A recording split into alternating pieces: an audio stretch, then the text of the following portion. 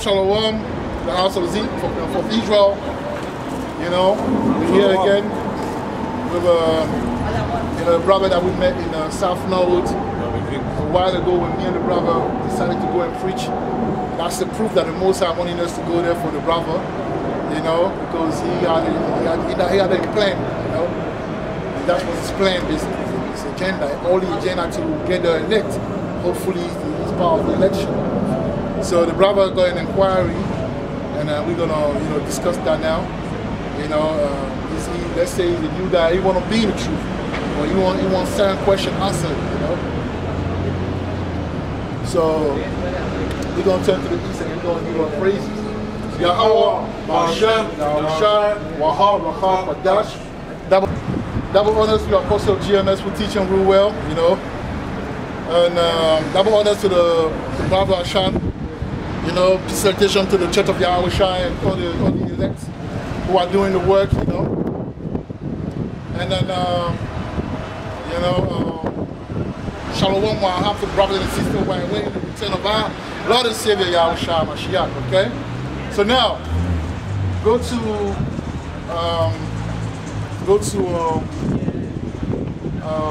Matthew 10, all right, 5. Matthew 10 and 5. This is the book of Matthew, chapter 10, verse 5. Right. These 12 Yahweh Shai sent forth, right, and commanded them, saying, right, go not into the way of the Gentiles. Go not into the way of the Gentiles. And to any city of the Samaritans. And to any city of the Samaritan area. Enter ye not. Enter ye not. Verse 6. Right. But go rather to the lost sheep of the house of Israel. But go rather to the lost sheep of the house of Israel. So what does it mean to you? Read it again, Go slowly. But go rather to the lost. Read it from the top so you can get it. This is Matthew 10 verse 5. Right. These 12 Yahweh Shai sent forth and commanded them, saying, go not into the way of the Gentiles and into any city of the Samaritans. Enter ye not. See? Verse 6. So that's what he's telling to the disciples.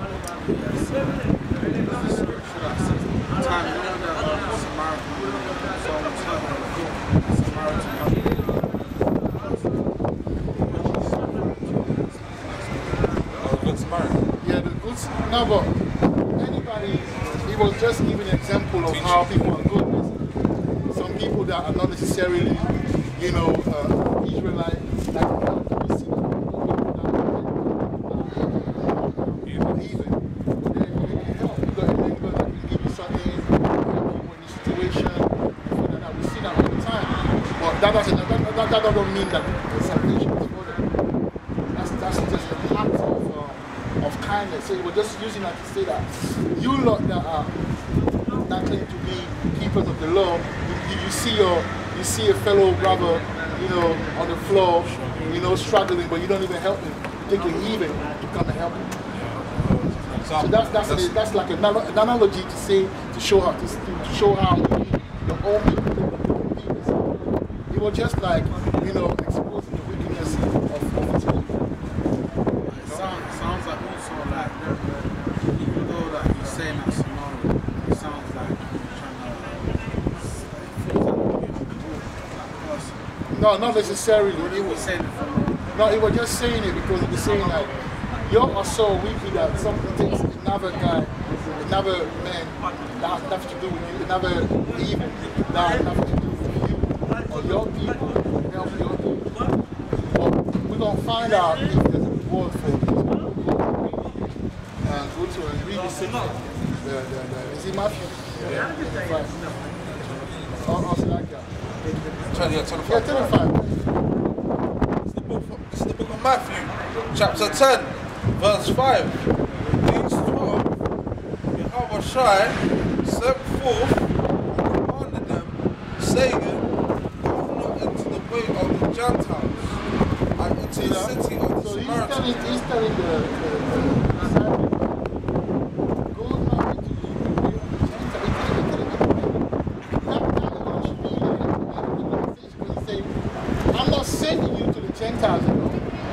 Samaritan again. Obviously, Samaria, it comes from the Ephraimite town. But those people that were there at the time, when you read Second King, 23 and 17 and 24, it shows you that when the northern kingdom went into the Assyrian, captivity, which is like somewhere around East Africa now that we know, he brought some heathen, some Hamites in the land, in the land. And he was telling them, when Yahweh was around, they were still believers, but they were Hamites. They weren't happy. The law wasn't for them. So he was telling them, don't go for them because the law is not for them. How even come, salvation is not for them. It's only for the lost tribe, lost, sheep of Israel. You know what I'm saying? Now, we're going to, confirm that with Matthew 15 and 24. Right? Read Matthew 15 and 24.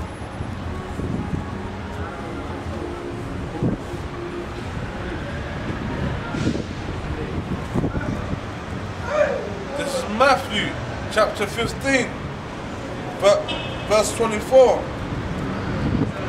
But he answered and said, I am not sent but unto the lost sheep of the house of Israel. So Yahweh answered and said, I am not sent unto the what? But unto the lost sheep of the house of Israel. So my ministry is not for everyone. He will be after that of salvation is everyone. It says point blank, only for the lost the house of Israel. I ain't gonna lie, when I was growing up, I read the Bible back then. That's what I would say that they're not for revelation. But over time, yeah, because yes. So I don't know if it's contradicting. It's not contradicting, it's because other scriptures that says that Greeks and Jews are the same. yeah, we're gonna go into that. We're gonna go into that. Now, before we go into that, I would like to let's look at one verse again that people use to say that it's for everyone. Go to John, sample John 3:16. Let's start at verse 1. Let's read verse 14 and 16. John 3:1. This is John chapter 3, verse 16. No, 3 and 1 first. This is the book of John chapter 3, verse 1. There was a man of the Pharisees named Nicodemus. There was a man of the Pharisees named Nicodemus. So the Pharisees, they were doctors of the law. Yeah? Doctors of the law in Israel. Okay? Carry on. a ruler of the Jews. See that? A ruler of the Jews. That lets you know the conversation that, Yahweh was having was with whom? He wasn't having with other nations. He was talking to his brother. Right? So bear that in mind, right? If you're done with verse 1, jump to verse 14. Verse 14. And as Moses lifted up the serpent in the wilderness, you see?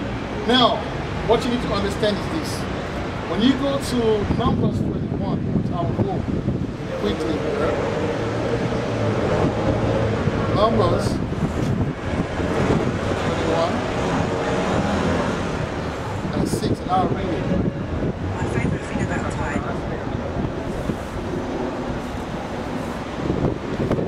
And he says, and the Lord sent fiery serpents among the people. And you know what, these fiery serpents, they're found in Canaan. Yeah, the red spitting, we call it red spitting cobras. So they're found in Kenya, man. You see, yeah. So, and the Lord sent fiery to that. You say that it was in Africa. All of that took place in Africa. Right? You say, and the Lord sent fiery serpent among the people, and they beat the people, and much people of Israel died. Therefore, the people came to Moses and said, we have sinned, for we have spoken against the Lord and against thee. praying unto the Lord that he take away the serpent from us. Moses prayed for his people, and the Lord said unto Moses, make thee a fiery serpent, and set it upon a pole, and it shall come to pass that everyone that is bitten, when he looketh upon it, shall live. And Moses made a serpent of brass, and put it upon a pole, and came to pass that if a serpent had bitten any man, when he beheld the serpent of brass, he lived. So Moses lifted up the serpent of brass for the Israelites to be healed. Alright? So go now to John 3:14. I read it so you can understand the context in the New Testament. Yeah? That was taken from the Old Testament. That's why a lot of Christians don't understand. John chapter 3, verse 14. And as Moses lifted up the serpent in the wilderness, see that? Now you understand what it means, right? even so must the Son of Man be lifted up. So who did Moses lift up like the fiery serpent to? Right. So who the Son of Man will be? Read it again. I don't say the wrong word. This is John 3 verse 14. And as Moses lifted up the serpent in the wilderness, right, even so must the Son of Man be lifted up. See that? The same way Moses lifted up the serpent, it's the same way the Son of Man should be lifted up. So the same way Moses lifted the serpent for the Israelites, the same way Yahushua died and resurrected for the Israelites. Now read verse 16. Verse 16. For Yahweh so loved the world. See that? Now we go from the whole Israelite context to saying, so Yahweh God has loved the world. So now we're going to have to understand these different worlds and all of that, right? Read it. That he gave his only begotten Son, that whosoever believeth in him should not perish, but have everlasting life. Now, what we're going to do is, you stay here, don't move. What we're going to do is this. I'm going to read to you 1 Kings, right, 10 and 9. Because we have to determine, because he said, for Yahweh has loved the world. So then we're going to define the term love. Who did, in the Bible, who did Yahweh love?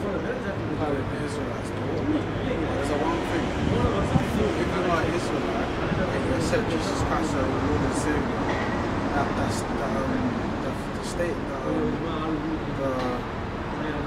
swear it says that you're a new creature. But the thing now, that's why we gotta understand that the misconception with that is that the Christian teaches that when Apostle Paul went to the Gentiles, he went to the other nation. But we understand through the Spirit and through the Bible and the precept that he didn't go to the Gentiles. He went to the Gentiles, but those Gentiles were who? Israelites. We're going to break it down. But let me finish that one quick. So why in the Bible it has the terminology of Christianity? And it says people that believe in Jesus Christ, other nations, Alright, so go to Acts 11. I believe 20. Let me check it.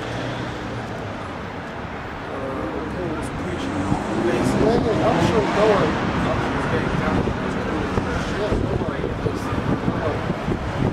Acts 11.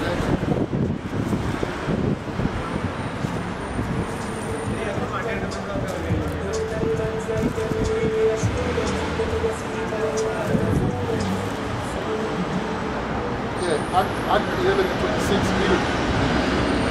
you will understand something about Christian. Yeah? You will understand something about Christian. Yeah? Acts chapter 11, verse 26. Right? And when he had found him, he brought him unto Antioch. And when he had found him, he brought him to Antioch. Carry on. And it came to pass, right, that a whole year, right, they assembled themselves, right, with the church, right, and taught much people, and the disciples were called Christians first in Antioch. The disciples were called Christians first in Antioch. Now, Antioch has a history. Yeah? The people that were called Antioch is a town in Greece. But these Antiochians are Israelites. And I will prove it to you. Yeah. Before we go there, go to Acts 13:1.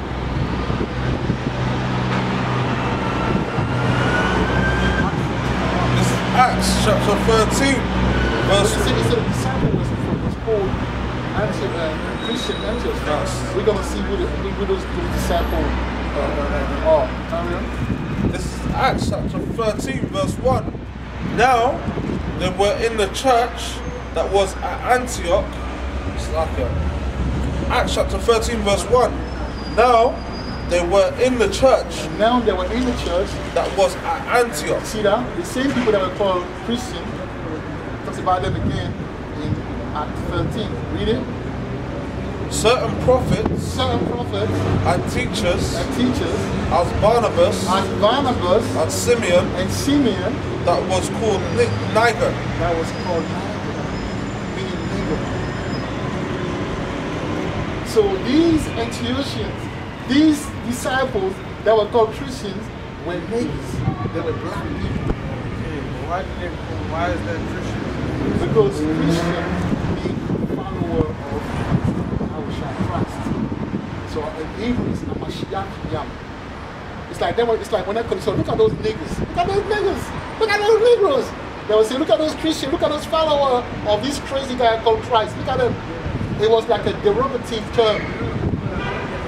Look at it. In other words, look at those niggas, those followers. Look at them. Following the guy that's lying, following the bug out. Because Yahushua was treated as a bug out. Yahushua wasn't respected like that, you know. It's only after his death that they started to see his worth. But before, they killed him, like. Half their own people, we killed him. Not us, but our people killed him. Right? Now, remember the term Antiochians. We're gonna show you that our people were called Antiochians. And there's a history behind it. No, it's not You're done. not done? Finish it. And Lucius and Cyrus, and Lucius of Cyrene and Manaen, which had brought up with Herod the tetrarch, and so. Alright. Now, I want you to go to 2 Maccabees 4 because we have to define those Antiochians. Because if the pastors explain to you the Antiochians, he will say that, oh, see, Paul went to Greece to preach the word. He went and preached to the Antiochians. So in your mind, you think he went to preach to the Caucasian, the Greek, the Caucasian, the Edomite. No, no. There's a history. The reason why Paul is going to those Gentiles and he's even calling them Gentiles, because at this point, they're not even acting like Israelites. They're acting like Gentiles. They're acting like Gentiles. They're not Gentiles. Not because you say Gentile, people get put off. Gentile in the mind, in the ways. And you will prove it. You will understand the history behind it. 2 Maccabees chapter 4, start from 9 to 10. We're going to go straight to the point. 9 to 10. And then we're going to go back to the New Testament. We're going to break down, the understanding. This is the book of 2 Maccabees, chapter 4, Right? verse 9. Uh-huh. Besides this, he promised to assign 150 more, Right? if he might have license to set him up a place for exercise. See that? So our people, for example, all this exercise, you see, our people didn't even exercise. Because in their everyday life, they use physics, they use physicality, they use their body, so they were strong. But that gymnasium meaning naked. So they wanted to see our people, you guys want to see our people naked. So they brought the Greek fashion into the Israelite. This is how the Israelite became Antiochian. But he will say for you, say you will hear it for yourself. Carry on, And for the training right? of the youth, in the fashions of the heathen, You see that? and to write them. You see that? So the Greek, when they took over the Israelite, right? Because before the Roman captivity, there was the Greek captivity. And that's why fast forward in the New Testament, they say the Greek, well, actually the Greek are what? The Greek are Israelite. They lost their identity. They lost the culture. They lost their heritage. Just like you were born in this country, the British. You may not know, you may not even understand Twi, or you may not even, so people that were born in this country, that is the parents from Jamaica, they're already Jamaica. Parents from Ghana, they're already Ghana. Nigerian, they're already British. You know what I'm saying? British in what? In their minds. So that place is Gentile in their minds. So read it. Verse 9. Besides this, he promised to assign 150 more, if he might have license to set up a place for exercise, and for the training up of the youth in the fashions of the heathen. In the fashion of the heathen. See? The fashion of the heathen. Carry on. And to write them. And to write them. Of Jerusalem. By the name of Antiochians. By the name of Antiochians. Get it. So, instead of calling them Judean, Jews, Israelites, they're calling them Antiochians.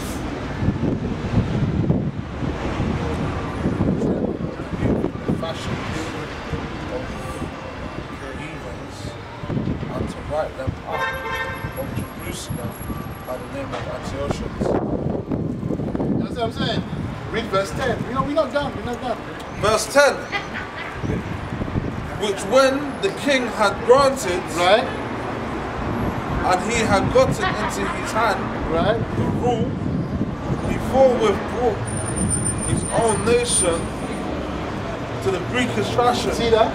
To the Greek. So he brought his own nation, to the Greekish fashion.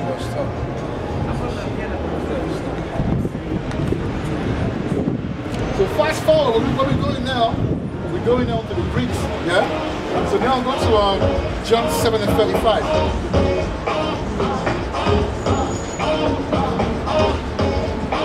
John what? 7:35. John 7 and 35.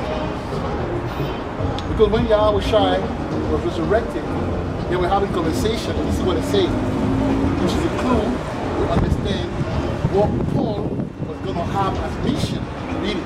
It's the book of John, chapter 7, verse 35. Then said the Jews among themselves, whither will he go? Whither will he go?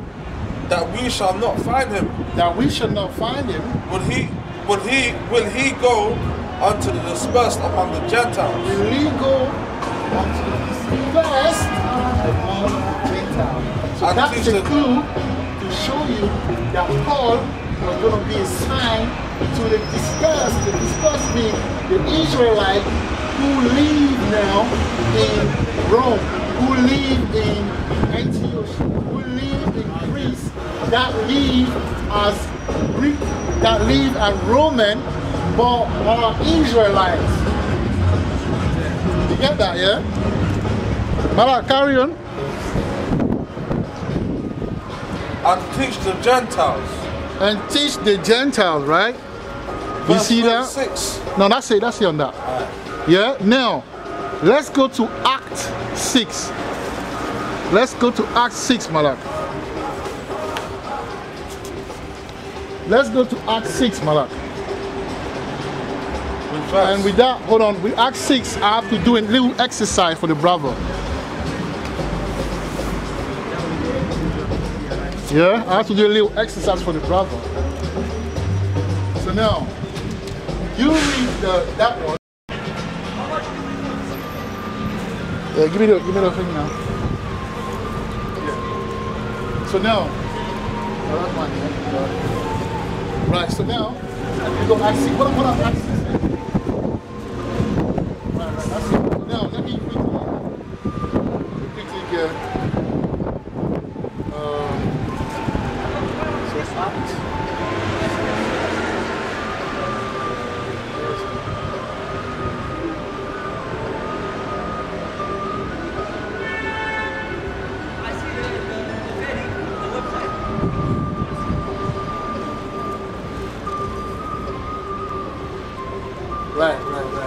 So now, read that, Acts 6 and 1. Read it. This is the book of Acts, Right. chapter 6, Uh-huh. verse 1. Right? And in those days, when the number of the disciples Right. were multiplied, Yeah. there arose Right. a murmuring Uh-huh. of the Grecians. Of the Christians. See, so now at this point, you understand that the Christian is no longer the European. Because we brought to you in 2nd Maccabees 4, 9 and 10, that those Christians are the Israelites who took on the British fashion. But we're going to break it down because you need to understand it properly. So we're going to do an exercise for you to understand it. Read it, Malak. Acts chapter 6, Right? verse 1. Uh-huh. And in those days, Right? when the number of disciples Uh-huh. were multiplied, Right? there arose a murmuring of the Grecians Right? The Christian, right? against the Hebrews, You see? Christian against the Hebrews. because their widows were neglected in the Right. administration. Right, so if you read it like that, yes, Christian and Jews, the European and the Jews.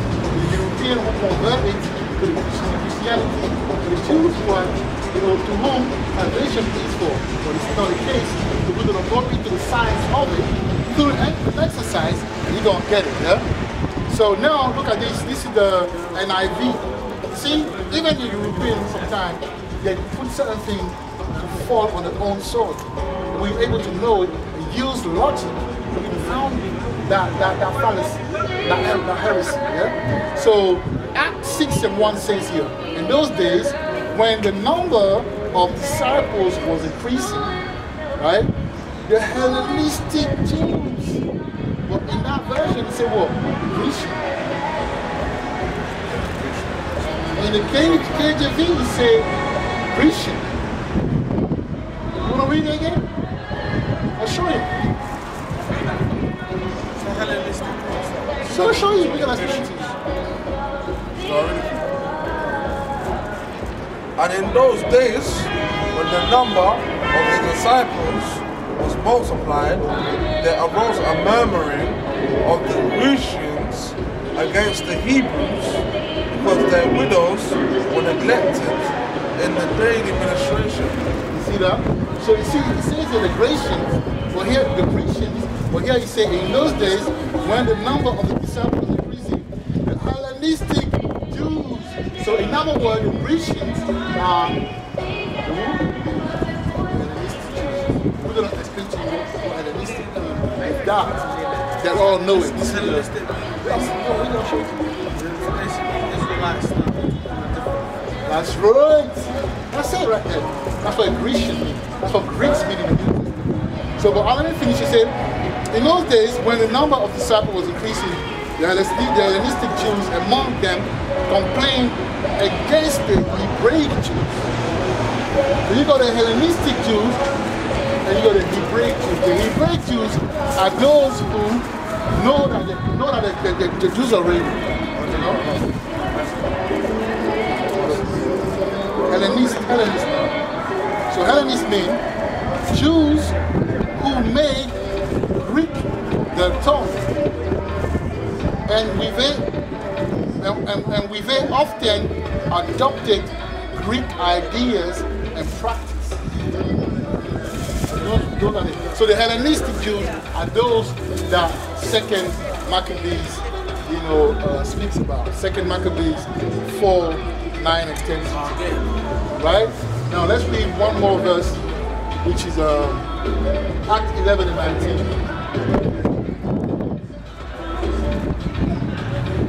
Act 11 and 19.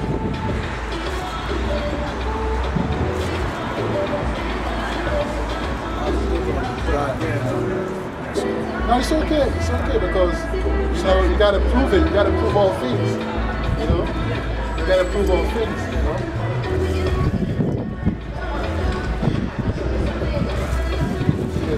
Acts chapter 11, verse 19.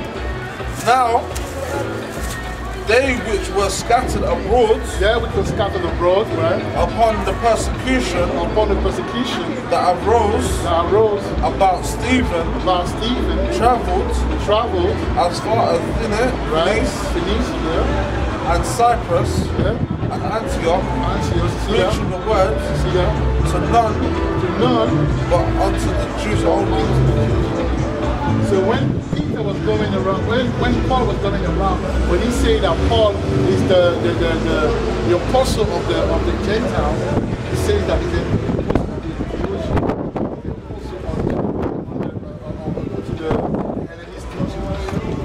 So now going back to John 3:16, after all that, it means that, you know, that the term world means the word of the Israelites. You know, because when you go into the term world, yeah, in Hebrew, let me see if I can find it.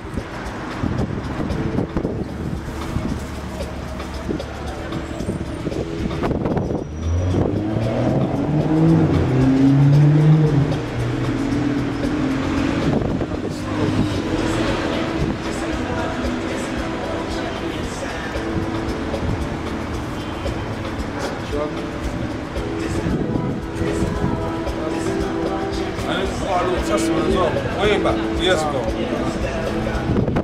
was a Hellenistic Jew. Yeah. But you are an Hellenistic Jew because what is an Hellenistic? You were British. This guy never been to Nigeria. So obviously. I was just thinking, obviously, I'm a Hellenistic Jew, innit? Yeah. Because I took on the British customs. Right. I was born here, I took on the language, the culture, like, so. That's it, in a way, yeah. But before, I thought I was without the knowledge of what I know now. You know? That's when I was young, I was thinking the same thing. But it's true, it is what it is. That's the spirit showing you things, but we didn't know what it was at the time, you know? How it came about for me is that when I'm reading this scripture, it says that Jesus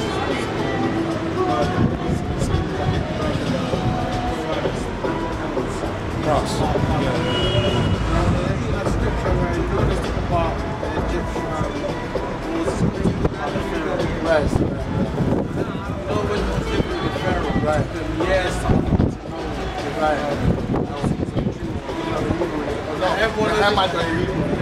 Everyone knows black.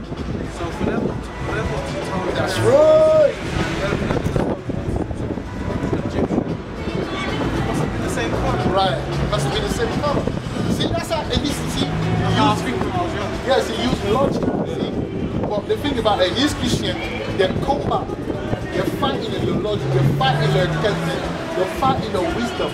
Their role is to remove the intuition that you have with the Israelites from you and follow the program. Because they work for Esau. Now look at this. That's in the Blue Letter Bible. It's a very important tool when you study the word, right? And in this he say, well, you know that, you know, the New Testament was written originally what? In Greek, right? So look, when you say world here, that's John 3:16. What does he say here? Cosmos. It's universe, isn't it? No. We're gonna find out what cosmos is. Look. Cosmos.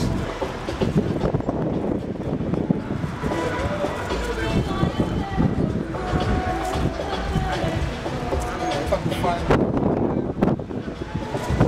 So cosmos means the worlds of, so for example, the world of the musician, the music world, the cosmos, the music world, the football world, the sport world. I actually think in scripture it's talking about other worlds. Yeah, yeah, exactly. Okay, actually, let me show you. There's a scripture that says, It's an evening. people always ask me, did God make aliens? Say that they're unbelievable planets. And I say, yeah, the scripture where it says, blessed to God, blessed to God that was angels.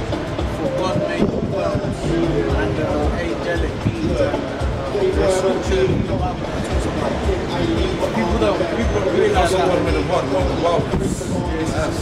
Exactly, that's a You see that's There's